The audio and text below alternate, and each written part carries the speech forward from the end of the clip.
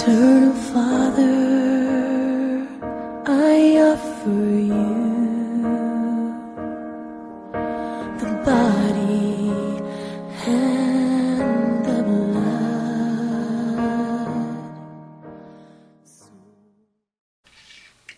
Hallelujah. Welcome to this broadcast in the name of the Lord. I welcome you once more. It has been a week since we were here sharing the word of the Lord together. And today once more the Lord has favored us to be in his presence and to speak his word. My viewer, I welcome you in the name of the Lord. This is Pastor Boyi of Cathedral of Praise Ministries International, Kangundo Road Worship Center. We are based in along Kangundo Road at a place called Njiru, and most people who live in Nairobi, they know where Njiru is.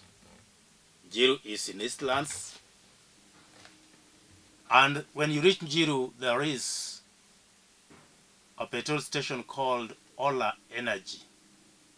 That is where we are, just few meters behind Ola, around approximately 150 meters. You will find us there. That's the place we serve the Lord. So we welcome you in the name of the Lord to our Sunday services, which starts from 9:30 and ends at 12:30. And the Lord has been doing good to us. The Lord has been faithful. We welcome you to come and also witness what the Lord is doing in that area. The place we are is called Kamatuto within Njiru, opposite kwa Kirema. That is the place the Lord has given unto us. So we welcome you in the name of the Lord. I want to thank you for being with us every Sunday.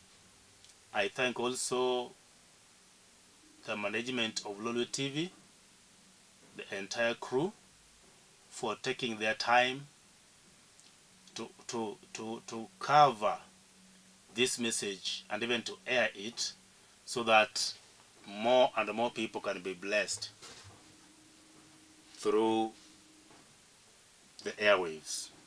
We thank God so much. Be blessed in the name of the Lord. Amen.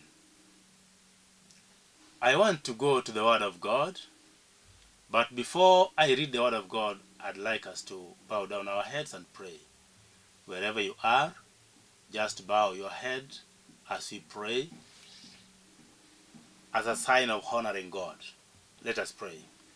Our Heavenly Father, in the name of Jesus Christ, it's a wonderful time, a wonderful moment that you've given unto us, so that, Lord, we can share your word together with my viewers.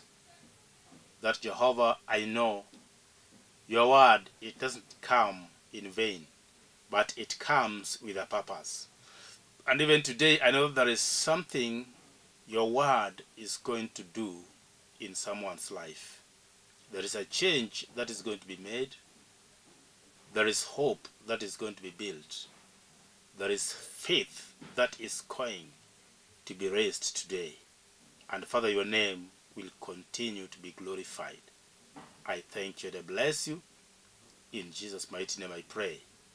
Amen. Wherever you are, say amen. I want to talk, what I want to share on a topic I have entitled The Foolishness of Man. The foolishness of man. This one we are going to read from the book of 1 Samuel chapter 25, verses 21.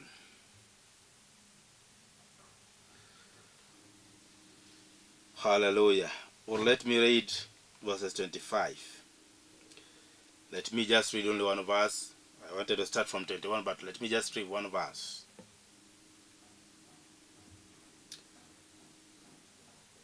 Uh, 25. Let not my Lord, I pray you, regard this man of Belial, even Nabal, for as his name is, so is he. Nabal is his name, and folly is with him. But I, your handmaid, saw not the young man of my Lord, whom you did send. I've come up with that topic because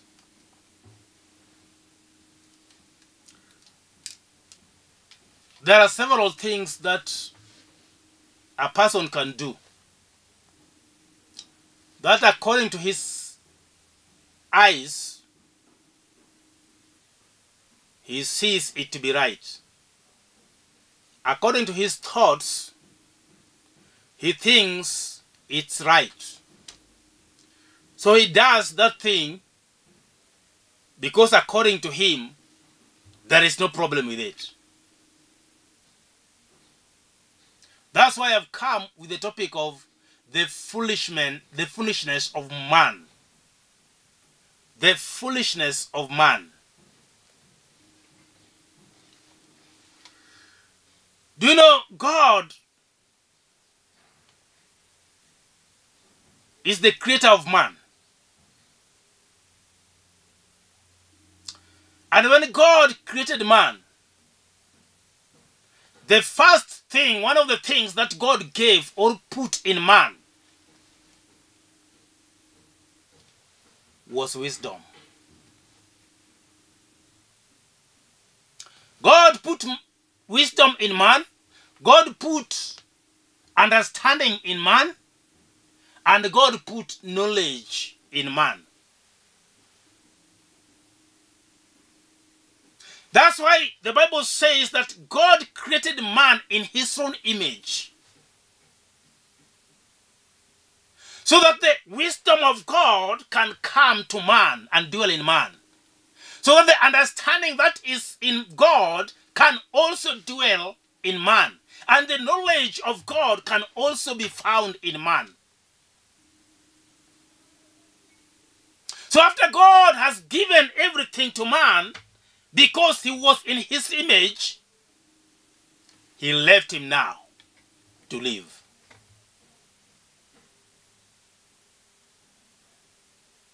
But God created another person who is called woman. And the man said, she's going to be called woman because he has been made from me. He is part of me. He is flesh of my flesh. His name shall be woman, because she came from man. But you know what?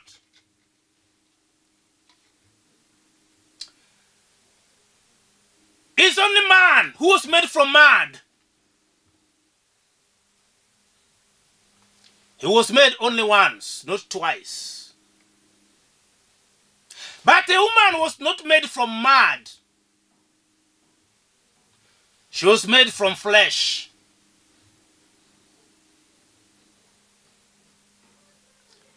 So if you go deep into this, you are going to find that a woman was made twice.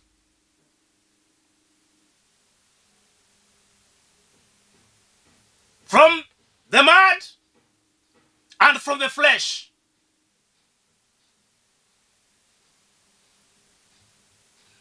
That's why a woman is soft.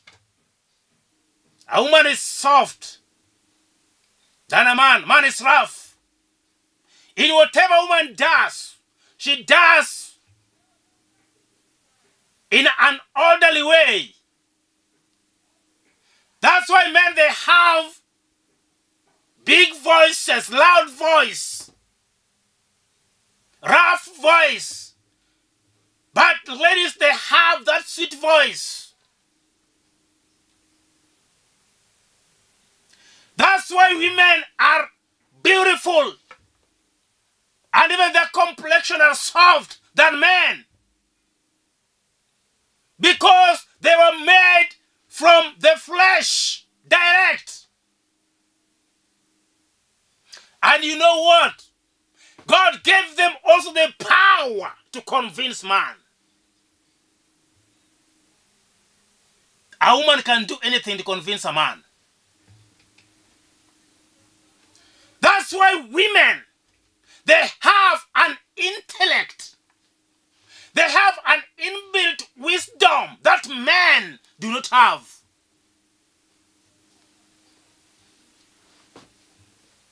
They can win men easily. They can overpower men if they want. Because they have the capability. We have seen in the Bible where men, so many men were destroyed by women. They were brought down by women, but they were strong men. They're strong men. These men, even if there's nobody on earth who was able to stand against them. But when a woman came, they fell to a woman.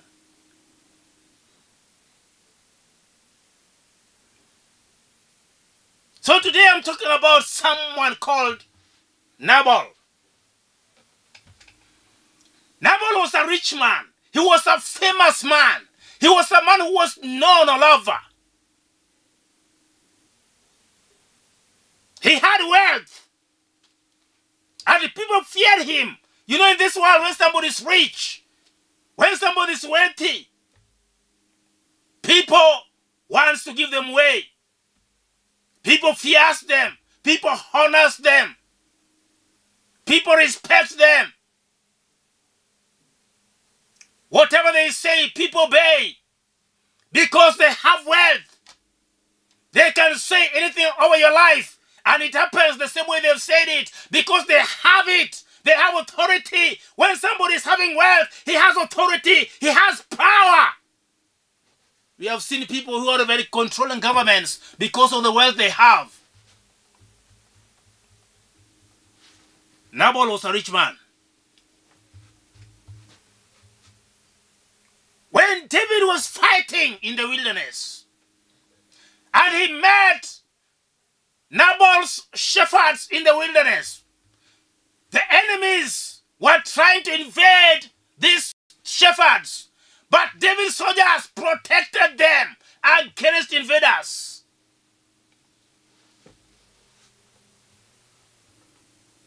Now David heard that this man was sharing his sheep because he had plenty. And David was still in the wilderness, and he sent to this man. He was asking for assistance. I helped your people in the wilderness. I just need something small so that you can help my soldiers also, wherever they are. Because the supplies they're having have remained few. So they need something so that they can continue to stay in the wilderness and to fight. But he asked, who is David? Who is David, the son of Jesse? Someone who is just fighting his boss and wants to overthrow his boss. Who is David to me? Do you know that maybe you have reached somewhere where you don't see people as people. You don't see even your colleagues as people. You don't see your age mates as people. You don't see your relatives and your friends as people because of the level you have raised. The way you have risen to. You see them as being nobodies. Because yourself, you have made some steps upward. Your level is not their level. Where you operate is not where they operate. And you don't see them as people worth of talking to or working with. Whenever you see their calls, you say, these ones are disturbing me. I'm not going to pick their calls. I'm not going to speak to them anymore. Because the level where I am, they have not reached there and they will not reach there. So I don't want them to disturb me because there is nothing I might need from them. That was what is in Nabal. That was what was in Nabal. He thought of David. He said, just the son of Jesse, living in the wilderness. Me, I'm living in a nice place. I can't be like David. Somebody who's just running away from his boss. No. He never knew the one he was talking about was the anointed one of God. Anointed one of God. Are you aware that there are people who have been anointed by God for positions?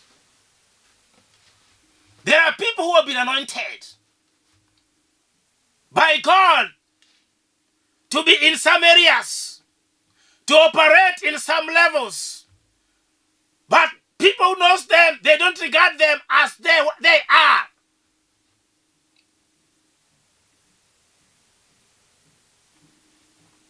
He refused to help a man of God.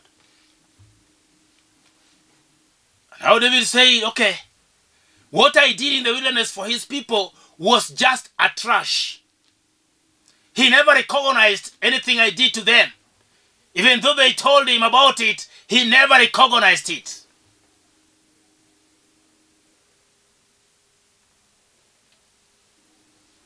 But when he was devising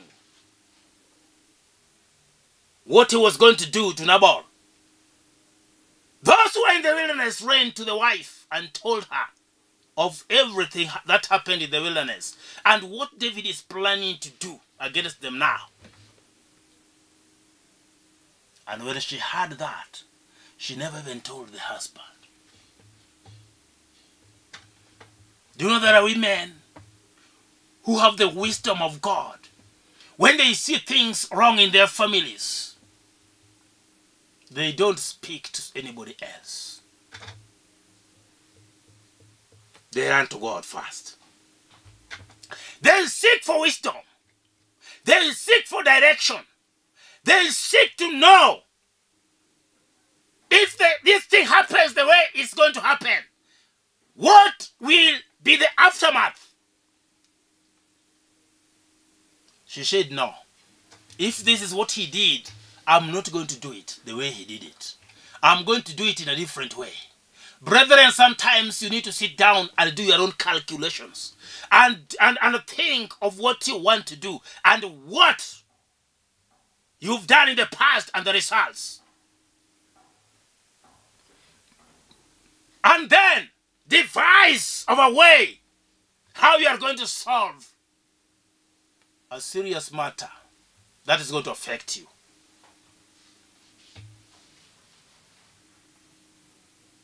Because she said, now I'm going to meet the man myself. You know what? This woman was a godly woman. She had the wisdom of God in her life. This was the beginning, the journey of this woman to fame. It was the journey of this woman to the future. And even right now we are talking about Abigail because of what she did.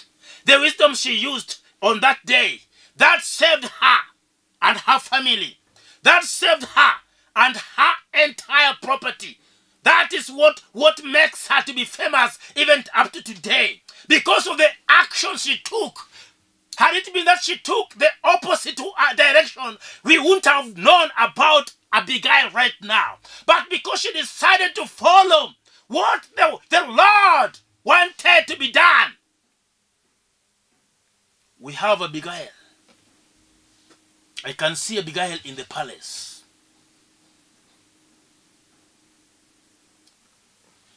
Because she started a journey that a man failed to start. And she's saying something in verses 25. She's saying this. Let not my Lord, I pray you, regard this man of Belial, even Nabal, for as his name is, so he is. Nabal is his name. Nabal is his name, and folly is with him. What is folly? Folly is foolishness. The meaning of folly is foolishness. People who does not regard God as God. They don't have any respect for God. They don't have any respect for men. They don't regard even men in authority. He is called Nabal, meaning folly. And when somebody is a fool, he's going to do foolishness things. He's going to err in whatever he's going to do. He's going to go outside of what is supposed to be done. And God that is involved in the lives of men. God is looking for man to make wise decisions. God is looking for man to lead in the right direction. God is waiting for man to make good steps in life, not women. Because God first spoke to man. And he first made man. And he spoke to him. And he told him, you are going to stay in the Garden of Eden, where I'm going to provide everything for you. So man ran away from God. He never waited for God. He never listened for God. He never sought advice from God. He never called God when there was a problem. He just accepted the way it came. The Bible calls it folly. Nabal. Nabal. Do you know somebody who is a Nabal? Who is a folly? Everything seems right to him. In his mind, everything he wants to do is right.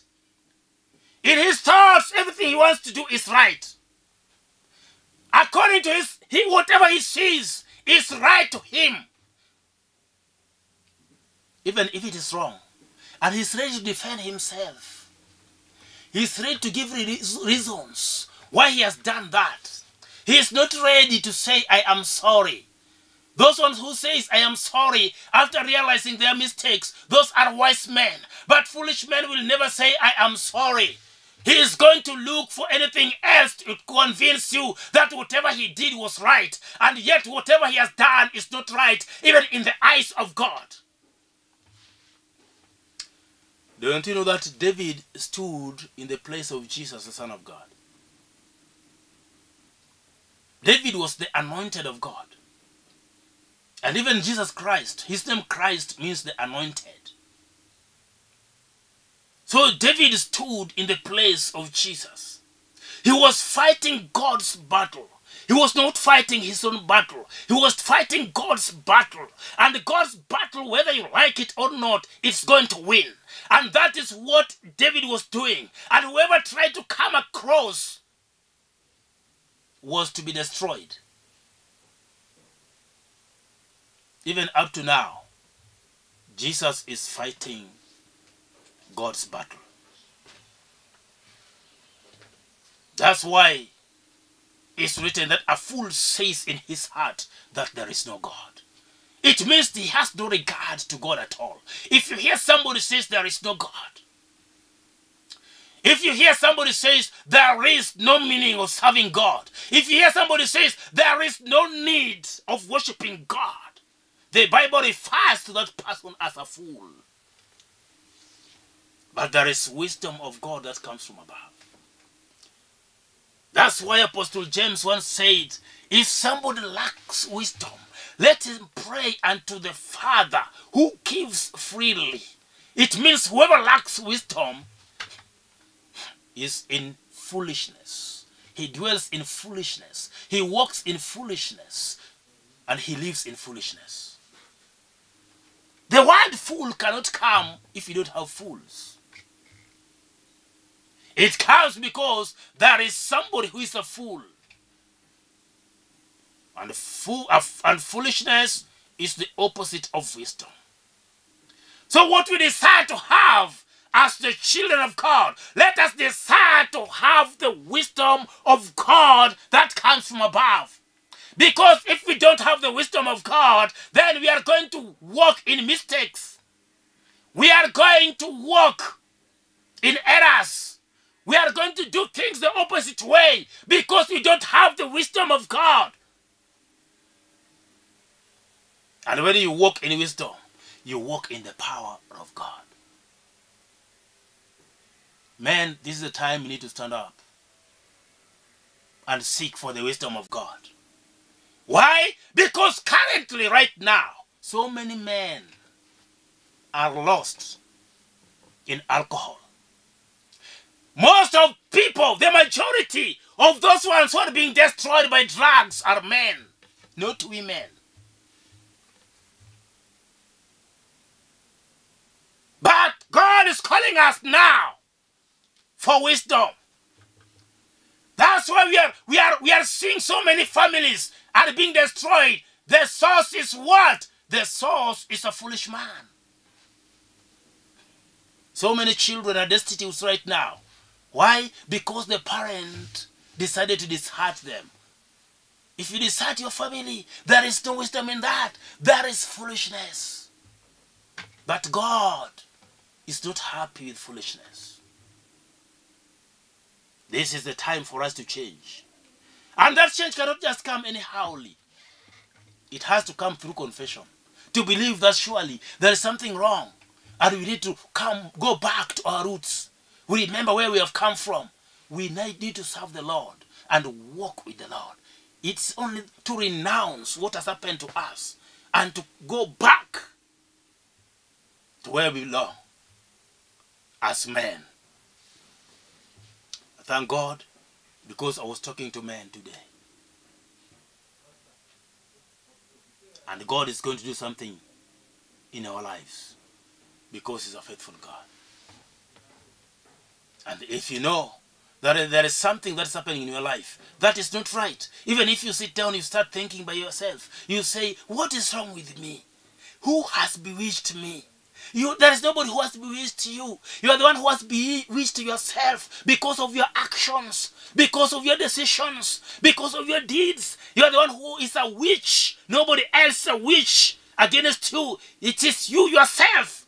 So it is you to change. And ask the Lord that, Lord, I want you to forgive me. I want you to set me free. Because some of the things we are doing, you're not just doing them because you want them to be done the way they are being done. No. But you just find yourself in them. There is a stronghold holding you back. But the Lord is loving. He wants you to be set free. Can I pray with you? Can you bow down your head? I pray with you. And I will pray with someone who wants to draw near unto God. And then that foolishness is going to end. Wisdom of God is going to come back. Can you say, Lord Jesus, I come to you. I want your salvation.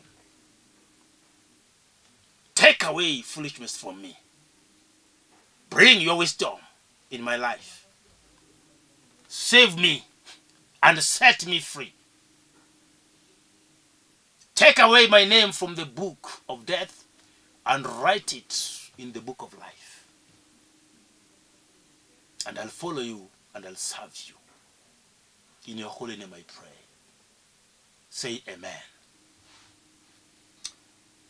Now I want to pray with you. Whoever is seeing me, I want to pray with you right now. Bow down your heads as we pray. Father, in the name of Jesus, I pray for my viewer right now. Whatever is going through, whatever is passing through. Lord, even the foolishness of men, I remove from their lives right now. You are restoring them, Lord, and putting wisdom in their lives. Father, set them free right now. Do good unto them. They have failed so much in several areas because of foolishness. But right now, they are going to succeed and overcome because the wisdom of God is going to come upon their lives. In Jesus' mighty name. Amen. Say amen. If you pray if you have prayed the prayer of salvation, look for a good church near you. Go there. Tell them, Pastor Boyi, tell the pastor in charge, Pastor Boyi, I saw on TV, preached the gospel of prayed the prayer of salvation to me, and I'm saved. And he sent me to a nearby church. Look for a church where the gospel of Jesus Christ is preached undiluted, where you can grow spiritually and serve the Lord, and God will bless you. If you don't have a church nearby, please try and come to Kangundo Road Worship Center, Cathedral of Praise, behind Ola petrol station in Jiru, and you'll be blessed. God bless you. Shalom. I have my numbers on the screen, 0722-944-623 and 0731-495-873. God bless you. Shalom. Amen.